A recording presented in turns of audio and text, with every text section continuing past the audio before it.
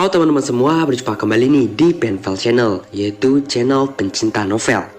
Kali ini kita bakalan melanjutkan cerita novel yang berjudul Perempuan di Klinik Bersalin, menceritakan seorang perempuan yang terjebak di sebuah klinik bersalin berhantu. Kali ini kita sudah memasuki bab ke-16, cerita Dewi. Dewi, sebenarnya apa yang sudah terjadi? Tanya Pak Ustadz kepada Dewi dengan hati-hati. Setelah sekitar setengah jam Dewi sadar. Karena meskipun sudah sadar, dia masih terlihat sangat lemas. Dewi tampak masih seperti orang linglung dan bingung. Dikhawatirkan, jiwanya masih terguncang jika diberi pertanyaan yang agak berat, yang bisa mempengaruhi stabilan emosinya. Coba tolong kamu ceritakan pada kami, agar kami semua yang ada di sini bisa mendengar dan mengetahuinya, ujar Pak Ustadz masih dengan suara yang lembut. Sesaat Dewi memandang Pak Ustadz, kemudian dia beralih memandangku dan Mas Agung, seakan minta pendapat dan persetujuan dari kami sebagai orang tuanya. Aku dan Mas Agung mengangguk, kemudian aku mengusap kepala anak semata wayang kami itu. Ceritakanlah nak, kamu enggak perlu merasa takut dan khawatir lagi. Sekarang kamu sudah aman. Ada ayah dan ibu di sini yang menemani kamu, kata Mas Agung. 2 menit lamanya Dewi bergeming. Mungkin dia masih merasa ragu untuk menceritakan pada kami apa sebenarnya yang sudah dia alami di klinik bersalin kencana ini. Betul apa yang dikatakan ayahmu nak. Kamu nggak perlu khawatir, sekarang kamu sudah aman. Ceritakan saja apa yang sebenarnya yang sudah terjadi denganmu. Biar kami semua yang ada di sini bisa mendengarnya. Kenapa kamu bisa sampai berada di tempat ini? Ucapku seraya memegang kedua tangannya, agar Dewi tak merasa ragu untuk bercerita kepada kami semua. Dewi menghela napas panjang. Dia lantas memandang sekeliling ruangan sekali lagi. Entah apa yang sedang dia lihat. Barangkali saja dia ingin memastikan kalau dirinya memang betul sudah aman dan tak perlu merasa khawatir berada di tengah-tengah orang yang sedang berkerumun mengelilingi dirinya. Entahlah, aku tak ingin menanyakan hal itu.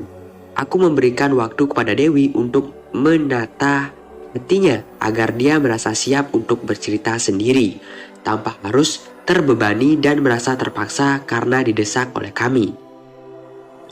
Waktu itu, aku membaca sebuah iklan lowongan kerja di sebuah surat kabar.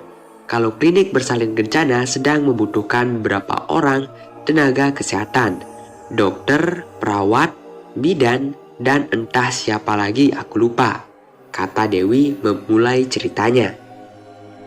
Sejenak kemudian Dewi berhenti dan kembali menarik napas panjang. Mungkin dia sedang berusaha mengingat kembali apa yang sudah dia alami. Apa kamu gak melihat tanggal terbit koran itu nak? Ibu baca itu info lowongan kerja sudah 4 tahun yang lalu. Tanyaku setelah beberapa saat. Dewi hanya diam saja. Dewi menggelengkan kepalanya sambil memandangku. Aku gak baca tanggal terbit koran itu bu. Mungkin karena waktu itu aku begitu antusias, ingin segera dapat pekerjaan. Jawabnya perlahan, seolah menyesali perbuatannya yang tidak teliti. Terus koran itu kamu dapat dari mana nak? Apa dari toko ayah? Tanya Mas Agung. Dewi menggeleng. Bukan ya, aku dapat koran itu bukan dari toko ayah, jawabnya. Aku dan Mas Agung saling berpandangan. Kalau bukan dari toko kami, lalu Dewi dapat koran itu dari siapa? Aku membantah. Kalau bukan dari toko ayah, terus kamu dapat koran itu dari mana nak? Tanya Mas Agung seraya menatap Dewi lekat-lekat. Aku dapat koran itu dari seorang perempuan yang gak aku kenal. Entah siapa dia, aku bertemu dengan orang itu di jalan. Waktu aku mau main ke rumah Sinta tempo hari. Jawab Dewi. Sinta adalah sahabat Dewi sejak lama. Mereka akrab dari kecil. Bukannya jalan yang mau ke rumah Sinta itu melewati pemakaman umum, nak? Tanyaku memastikan, sebab aku juga agak lupa.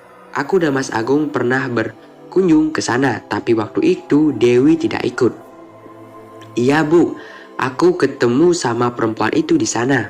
Waktu aku sampai di pemakaman, tiba-tiba ada panggilan telepon masuk dan aku berhenti untuk menjawab panggilan itu, yang ternyata dari Sinta. Setelah aku selesai menelpon, tiba-tiba saja sudah ada seorang perempuan sedang berdiri di dekatku. Dia yang memberikan koran itu. Dia bilang mungkin aku sedang membutuhkan pekerjaan. Aku nggak tahu dia itu siapa dan dari mana dia datang. Soalnya aku sama sekali nggak lihat sebelumnya. Mungkin karena aku terlalu fokus menerima telepon dari Sinta. Seketika suasana di ruangan itu menjadi riuh. Kami yang mendengar cerita Dewi saling berargumen masing-masing. Wah, pasti itu perempuan jadi-jadian, ujar seorang bapak. Ya betul, itu sih bukan orang, sahut yang lain. Namanya juga di makam umum, itu pasti jelmaan jin, kata bapak yang lain. Ih, selerem ya ternyata di makam itu, padahal kan masih siang hari, ucap bapak yang lain, lagi sembari bergidik.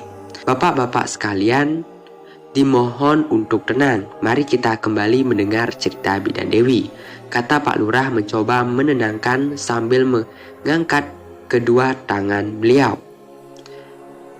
Perlahan kami lalu diam. Suasana kembali hening. Aku menatap putri semata wayangku itu dengan penuh iba. Kasihan sekali kamu nak, ucapku dalam hati.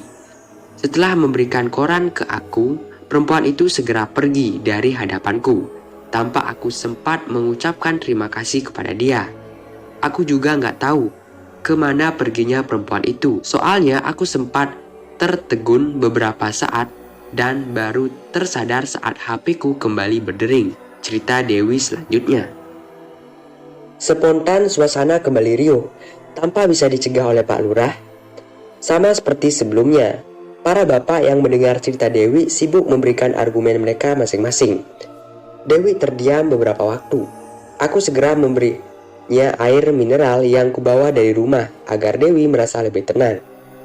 Setelah selesai minum, Dewi kembali melanjutkan ceritanya. Kemudian aku meneruskan perjalanan ke rumah Sinta.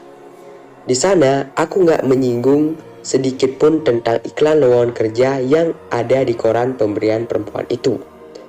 Nggak tahu kenapa, aku seperti lupa sama sekali. Kembali Dewi terdiam. Dia menghela napas panjang.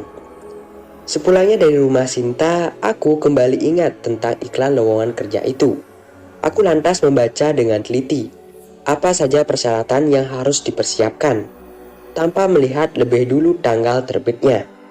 Seperti ada sebuah dorongan yang sangat kuat, agar aku segera mendatangi klinik bersalin kencana yang ada di dalam iklan tersebut.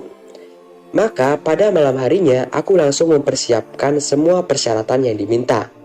Sengaja aku nggak memberitahu ayah sama ibu, soalnya aku ingin kasih kejutan. Aku pikir nanti saja kalau sudah positif diterima sebagai karyawan di klinik bersalin kencana, baru akan aku beritahu, kata Dewi seraya menatapku dan Mas Agung secara bergantian. Terlihat ada butiran bening yang siap menetes di sudut kedua matanya. Aku langsung memeluk Dewi dengan erat. Anak yang baik, batinku. Dia ingin membuat aku dan Mas Agung sebagai orang tuanya merasa bahagia, sampai mengalami hal yang mengerikan seperti ini. Betapa aku sangat menyayangi dia. Keesokan harinya, aku sengaja berangkat agak pagi. Soalnya selain untuk menghindari macet, hari itu juga enggak sholat duha seperti biasanya, karena sedang berhalangan. Aku nggak tahu kenapa di sepanjang jalan pun aku sama sekali nggak membaca doa-doa. Seperti ada sebuah kekuatan yang mengatumkan mulutku untuk enggak menghafalkan doa dan zikir. Aku juga nggak menghubungi terlebih dahulu nomor telepon klinik bersalin kencana yang tercantum di iklan lowongan kerja untuk menanyakan apakah masih membutuhkan tenaga bidan seperti yang tercantum di iklan. Yang ada dalam pikiranku waktu itu hanya ingin segera sampai di klinik bersalin kencana dan memastikan apakah aku bisa diterima atau enggak bekerja di klinik itu, lanjut Dewi. Kenapa Mbak Dewi enggak minta ditemani atau diantar oleh salah satu temannya Mbak? Tanya salah seorang warga yang ikut dalam rombongan, sama seperti yang ingin aku tanyakan. Itulah, aku juga merasa heran. Kenapa aku ingin berangkat sendiri ke klinik bersalin kencana? Padahal aku belum pernah mendatangi alamat yang tertulis di lowongan kerja itu. Di sepanjang perjalanan menuju ke klinik bersalin kencana, aku pun enggak berusaha untuk bertanya pada orang yang kutemui, di mana tepatnya klinik bersalin kencana berada. Sampai pada akhirnya aku enggak bertemu dengan seorang pun di jalan yang aku lalui. Ada perasaan heran, tapi entah kenapa aku tetap melanjutkan perjalanan.